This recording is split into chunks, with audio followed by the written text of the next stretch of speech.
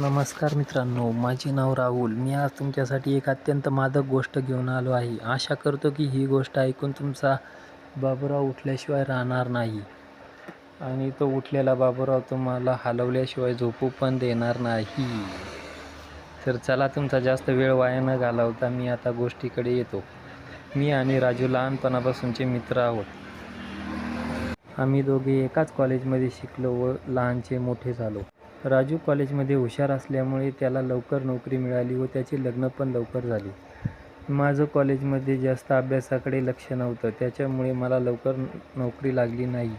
त्यामुळे मी गाव सोडून शहराकडे राहायला गेलो. शहरात गेल्यानंतर मला नोकरी मिळाली व माझे लग्न पण शहरातल्या एका मुलीसोबत झाले. माझी बायको दिसायला खूप देखणी होती, त्यामुळे ती जास्त दिवस काही माझ्यासोबत राहिली नाही. तिने एक मस्त मुलगा पटवला व ती त्यासोबत पळून गेली. त्यामुळे मी आयुष्यात एकटा पडलो. एकटा पडल्यामुळे माझं राजूकडे नेहमी जाणं येणं असायचं. राजूंच्या कुटुंबात एक त्याची बायको व त्याला एक मुलगी सोनाली, असे 3च जण होते. मी जेव्हा त्याच्या घरी राहायचो तेव्हा सोनाली 3-4 वर्षाची होती. ती लहान असल्यामुळे मी जेव्हा तिच्या घरी जायचो तेव्हा ती पळत माझ्याकडे यायची व उडी मारून माझ्या गळ्यात पडायची. पण आता दिवस निघून जात होते. मी पण राजूकडे जास्त जात येत नव्हतो.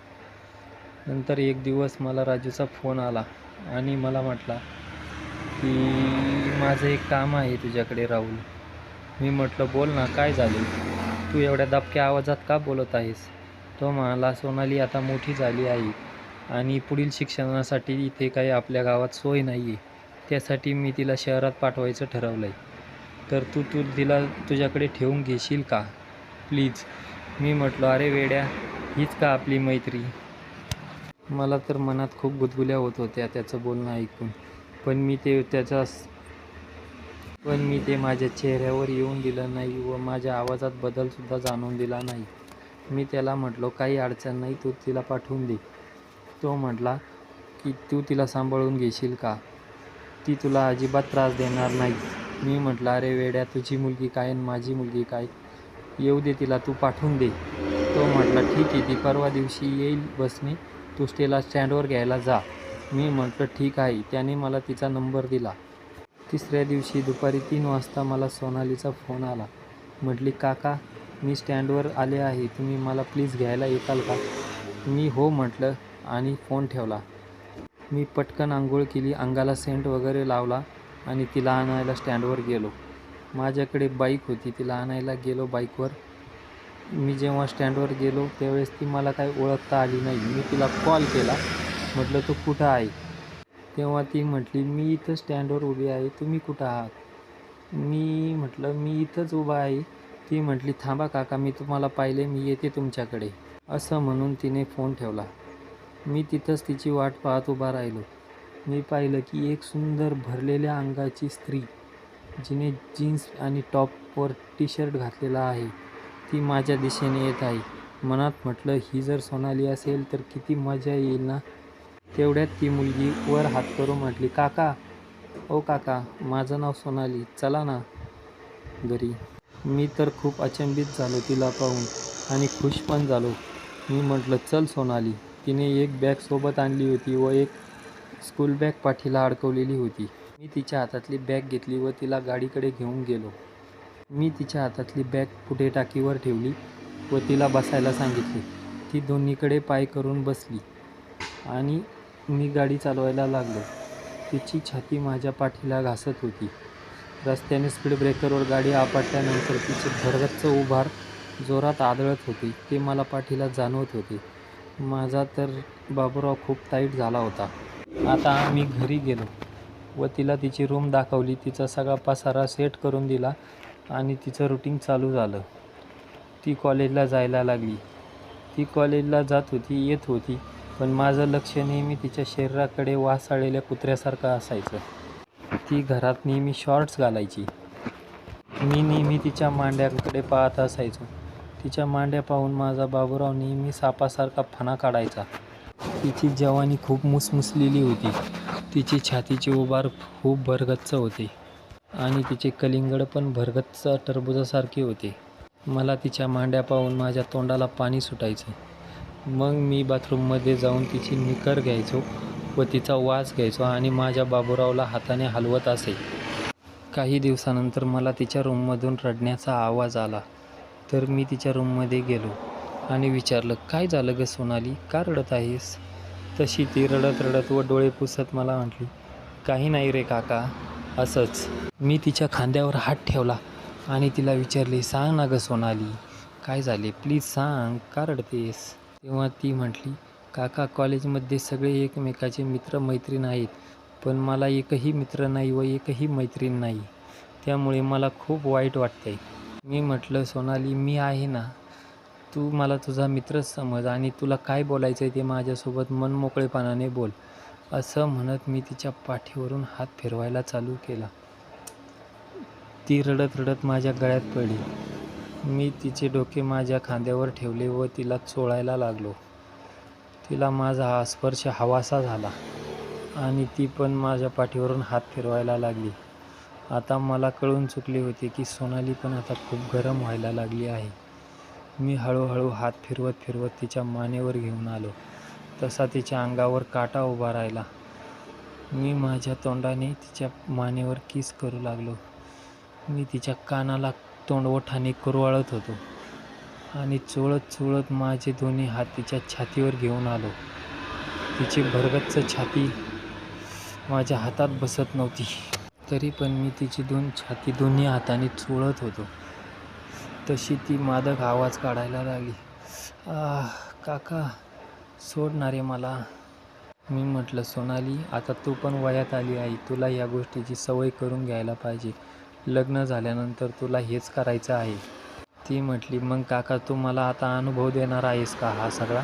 मी म्हटलं, हो सोनाली, खूप दिवस झाले मी पण उपाशी आहे आणि तू पण अजून सील पॅक आहेस, त्याच्यामुळे तू माझ्याकडून सील तोडून घे.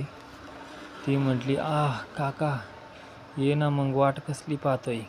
असं म्हणताच मी तिला बेडवर खाली झोपवले आणि मी तिच्या अंगावर चढलो. मी तिचा टॉप काढला व तिचा स्कर्ट पण काढून फेकला. ती आता फक्त ब्रा आणि पॅन्टीमध्येच होती. तिची ती गोरी गोरी छाती आणि मांड्या पाहून माझ्या तोंडातून तर लाळच गळायला लागली. खूप भरलेल्या मांड्या होत्या तिच्या, एखाद्या 30-32 वर्षाच्या वयाच्या बाईच्या असतात ना तशा. मी तिच्या मांडीवर हात फिरवत होतो व तिच्या बेंबीवर पण हात फिरवत होतो.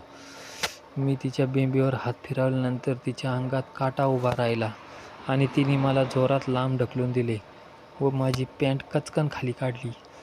मी आता अंडरवेअरवर तिच्यासमोर उभा होतो. तिने तिच्या दाताने माझी अंडरवेअर खाली घेतली. मला आता कळून चुकले की ही खूप गरम झाली आहे. मी पण तिला माझी अंडरपॅन्ट काढायला मदत केली. माझा भला मोठा सोटा पाहून तिच्या डोळे चमकले. तिने एका क्षणाचाही विलंब न करता माझा सोट्यात हातात घेतला व त्याच्यावरून जीभ फिरवू लागली. मी म्हटलं, सोनाली आता असं तडपावणार आहेस का? अजून किती वेळ त्याला त्रास देणार आहेस? फक्त जिभेनेच तू तुझ्या तोंडात भर ना त्याला. असं मी म्हणताच तिने पूर्ण माझा ताठलेला सोट्या तोंडात कोंबला.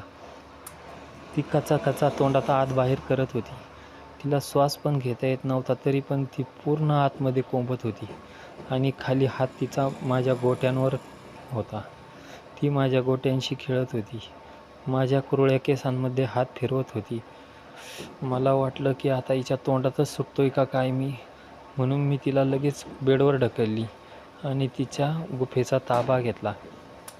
तिची निकर काढून फेकली, पण फेकायच्या आधी तिच्या निकरचा एक जोरात वास घेतला आणि तिच्यावर पप्पी देऊन ती लांब फेकून दिली. मग मी तिच्या दोन्ही मांड्याच्या मध्ये सरकून तिच्या केसाळ गुफेवर हात फिरवत होतो. तिला मी म्हटले, सोनाली केस का नाही ग काढले? ती म्हटली, काका मला माहीत नव्हते रे, आज आपला हा दिवस येणार आहे, नाहीतर मी आधीच काढून टाकली असती. आता तू विलंब न करू, तुटून पड माझ्या गुफेवर. असं म्हणताच मी तिचे दोन्ही उभार हातात धरले व माझी जीभ तिच्या गुफेवर टेकवली. कुत्रा जसा पाणी पितो वाटीत, तसं मी तिची गुफा चाटायला लागलो.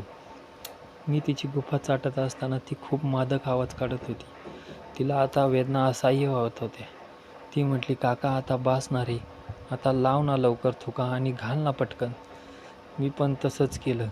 मी तिच्या गुफेवर थुका टाकला आणि माझा बाबूराव तिच्या गुफेच्या छिद्राशी सेट केला. मी हळूहळू तिच्या गुफेच्या आत एंट्री करत होतो. तिला तसा त्रास व्हायला लागला. ती नको करत होती. पण मी थोडीच थांबणार होतो आता माझ्या भावना खूप उंचावलेल्या होत्या. मी हळूहळू करत माझा पूर्ण बाबूराव तिच्या गुफेत टेकवला आणि एक जोरात दणका देऊन सटकन मारला. तशी ती किंचाळी, काका फाटेल ना रे, माझ्या नवऱ्यासाठी ठेव काहीतरी. मी म्हटलं, अगं सोनाली, एका दणक्यात थोडीच सगळं संपत असतं. तुझ्या नवऱ्यासाठी आहे की माल उरलेला. ती म्हटली, हो रे काका, पण जरा प्रेमाने घे ना, तुझ्या मुलीसारखी आहे मी. मी म्हटलं, मुलगी फक्त आणि फक्त रूमच्या बाहेर. रूममध्ये आल्यानंतर तू माझी ठेवलेली बाई आहेस असं समजून मी तुला करणार. ती म्हटली, ठीक आहे काका, मग आता वाट नको पाऊस, धूर आणि कर कचा. ती असं म्हणताच मी माझा बाबूराव बाहेर काढला व एक जोरात दणका देऊन पूर्ण आत टेकावला.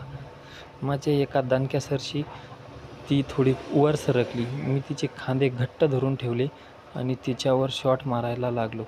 तशी ती विव्हाळत होती, केसातून हात फिरवत होती, माझ्या छातीवर वरखडे ओढत होती. तिचं ते असं करणं पाहून मला खूप चेव आला आणि मी खूप कचा दणके द्यायला लागलो. तशी ती पण मला खालून कंबर उचलून प्रतिसाद देत होती. आणि 25-30 दणके मारल्यानंतर ती जोरात ओरडली, काका माझं सुटणार आहे रे, लवकर कर.